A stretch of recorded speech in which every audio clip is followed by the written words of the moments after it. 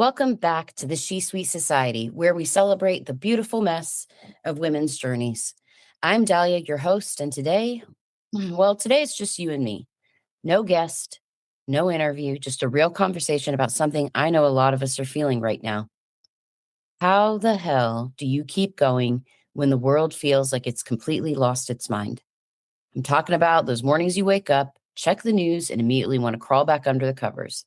When you're trying to show up for your job, your family, your goals, but the backdrop is constant hum of chaos that makes it all feel absolutely pointless, overwhelming. Pick your adjective.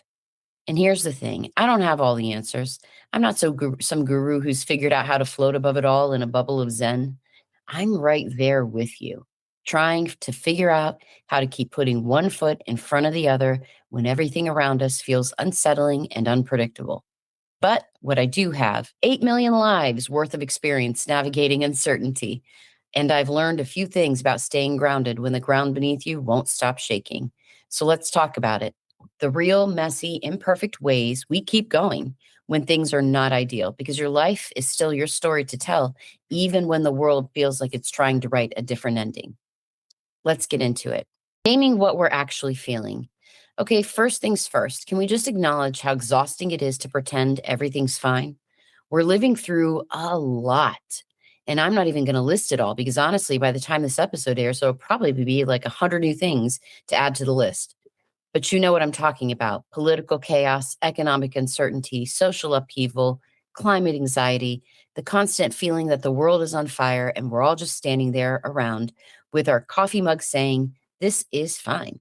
And yet we're still expected to show up, hit our deadlines, be present for our families, pursue our dreams, post on LinkedIn like we have got it all together. The pressure to act like none of this is affecting us, well, that's its own special kind of hell. So here's what I want you to do right now, just for 1 second, just 1 second. Give yourself permission to admit that this is hard, that you're tired, that you're scared. Maybe you're angry or overwhelmed or all of the above. Because here's what I've learned: you can't navigate uncertainty if you're pretending it doesn't exist. You can't stay grounded if you're floating above your actual feelings. The first step is going to be to admit that, yeah, this is heavy, and it's okay that it's heavy. Now, I want to talk about something that used to drive me absolutely crazy. People would say things like, "You just got to get through it," or "This too shall pass," or my personal favorite, "Everything happens for a reason." And look, I get the intention. People are trying to be helpful. But here's the problem with that framing: it treats uncertainty like it's a temporary condition, like we're in a tunnel, and if we just keep walking, we'll eventually see the light at the end. But what if uncertainty isn't a tunnel? What if it's just life? I'm a first generation American. My parents left everything they knew in Egypt to build a life here. You think they were certain about what would happen? You think they had a roadmap that said do XYZ and everything will work out perfectly? No. They learned to build the life in uncertainty, not after it, not once things settle down. They built it in it. And that's what I think we've forgotten. We're so focused on getting back to normal or waiting for things to calm down that we're putting our lives on hold. We're waiting for permission to move forward. But here's the truth: the world has always been unsettling. Every generation faced their version of the world is falling apart. And the people who thrived, they weren't the ones who waited for certainty. They were the ones who learned to move forward anyway. So if you're waiting for things to feel stable before you can take that next step, apply for that job, start that project, have that difficult conversation, you might be waiting forever. The question isn't, how do I wait this out? It's, how do I live my life anyway? All right. So if I'm saying we can't just wait for things to get better, what are we supposed to do?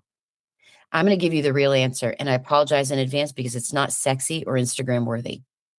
First, control what you can control and let go of the rest. I know. You've heard this 1,000 times, but hear me out. Most of our anxiety comes from trying to control things that are completely outside of our control. The election results, the economy, what the other people will think, ICE, this general state of the world. But you know what you can control? How you show up today, the conversation you have with your kid at dinner, whether you move your body, whether you reach out to a friend who's struggling. Those small things, They're not insignificant. They're literally the building blocks of your life. When the world feels out of control, I zoom in. I get really specific about the tiny things I can influence right now in this moment, and I let go of the rest. Not because I don't care, but because I can't carry it all and still function. And neither can you. Number two, you create structure when everything feels chaotic. This might sound counterintuitive, but when the external world is chaos, internal structure becomes your lifeline. I'm talking about routines, and I'm not a fan of routines generally, but they do serve a purpose, like morning rituals, consistent sleep schedules, regular check ins with yourself, not because you're trying to be productive or optimize your life, but because when everything outside feels unpredictable, these small acts of consistency remind you that you still have agency, that you can still create order in your own little corner of the universe. For me, and anybody that knows me really well, you would know it's my morning coffee. Same time, same ritual, same coffee brand, same coffee mug every single day. Is it going to solve global problems? Absolutely not. But it gives me one thing that stays the same when everything else is shifting. Third, protect your energy like it's a non renewable resource, because it basically is. You cannot absorb every piece of bad news, engage with every angry person on the internet, carry everyone else's anxiety, and still have enough left over to live your own life. So you have to make choices, hard ones. Maybe that means limiting your news intake. Maybe it means unfollowing people who make you feel worse. Maybe it means saying no to commitments that drain you, even if they're important. This isn't about burying your head in the sand. It's about being strategic with your finite energy so you can show up where and when it actually matters. 4, connect with people who get it. Isolation is the worst thing you can do right now. And I don't mean surface level, how are you? I'm fine conversations. I mean real connection with people who will let you say, I'm really struggling without trying to immediately fix it or minimize it. The women I talk to on the podcast, the friends who see me at my absolute worst, they're not just nice to haves. They're essential because when the world feels insane, you need people who will look you in the eye and say, yeah, this is insane. And also, we're going to figure out how to keep going anyway. Nothing superficial, guys. If you have relationships in your life that are so surface, you're living wrong. And 5, do something, do anything. The absolute worst thing you can do when you feel powerless is nothing. And I'm not saying you have to solve climate change or fix the political system or go out and protest, but do something that reminds you that you have power. Maybe volunteer, donate, have a difficult conversation, or do something completely different, like create something or help somebody. Small actions combat the feeling of helplessness. They remind you that even when the big systems feel broken, you can still make a difference in someone's day, in your own life, in your own little corner of the world. And sometimes that's enough. Okay, let's talk about hope for a second, because I think we've got it all wrong. We treat hope like it's a passive thing, like you just feel hopeful, like it's a mood that descends on you when circumstances improve. But that's not hope. That's optimism. And optimism is easy when things are going well. Real hope, real hope is active. It's a choice you make even when, and especially when, things look bleak. Hope is saying, I don't know how this is going to turn out, but I'm going to keep going. I'm going to keep showing up anyway. Hope is planting a garden even though you don't know what the weather will do. Hope is having a baby in an uncertain world because you believe the possibility of a better future. Hope is starting a podcast about women's stories when you have no idea if anyone will listen because you believe those stories matter. You see what I'm saying? Hope isn't about feeling good. It's about choosing to invest in the future even when the present is a mess. And here's why that matters right now. If you're waiting to feel hopeful before you take action, you've got it backwards. You create hope through action, through showing up, through refusing to let uncertainty stop you from building the life you want, because your life is still yours. And here's what I really want you to hear today. The world being unsettling does not mean your life is over. It does not mean your dreams don't matter. It does not mean you have to put everything on hold until things get better. Your life is still your story to tell. And yeah, the backdrop might be chaos. The setting might be uncertain. The other characters might be doing absolutely insane things. But you still get to decide what you do with your time on this planet. You still get to choose what you build, who you love, what you stand for, and how you show up. You still get to pursue your goals, even if they feel small compared to everything else happening. You still get to take care of yourself, even when it feels selfish. You still get to find joy, even when the world gives you 1,000 and million reasons not to. Because here's the thing. The world has always been hard. It's always been unfair. It's always been broken in 1,000 different ways.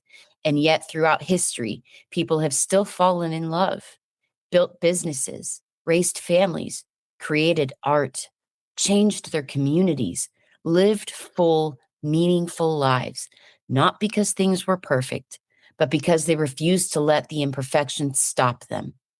So if you're sitting there thinking, how can I focus on my career when everything is falling apart? Or how can I pursue my dreams when the world is like this? I want you to flip that question. How can you not? How can you let the chaos win by giving up on yourself? And how can you let uncertainty steal your one precious life?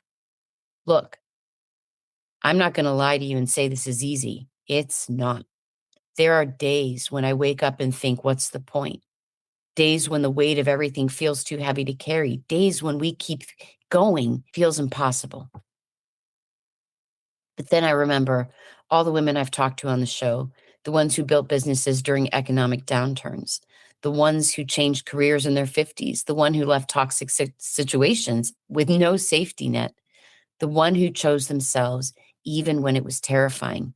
None of them had certainty. None of them knew how it would turn out, but they kept going anyway. And so will we. We'll keep showing up for our families, keep pursuing our dreams, keep building our careers, keep having brave conversations, keep creating, keep connecting, keep choosing hope even when it's hard. Not because the world is perfect, but because our lives are still our lives to live. So here's my challenge to you this week. Do one thing, just one thing that moves you forward, that reminds you that you still have agency, that tells uncertainty, you don't get to stop me.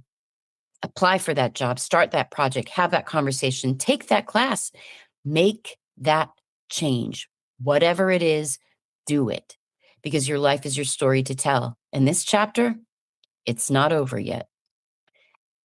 Now, here's where you can help spread the word. If this episode resonated with you, share it with someone who needs to hear it. Send it to a friend who's struggling. Post it in your group chat. Let's remind each other that we're not alone in this. And if you're loving She Sweet Society and want to support the show, you can buy me a coffee or leave a 5-star review on Apple Podcasts. It takes 30 seconds and helps more women find these conversations. Until next time, keep living your truth, keep showing up, keep going. And remember, your life is your story to tell. Don't let the world write this chapter for you.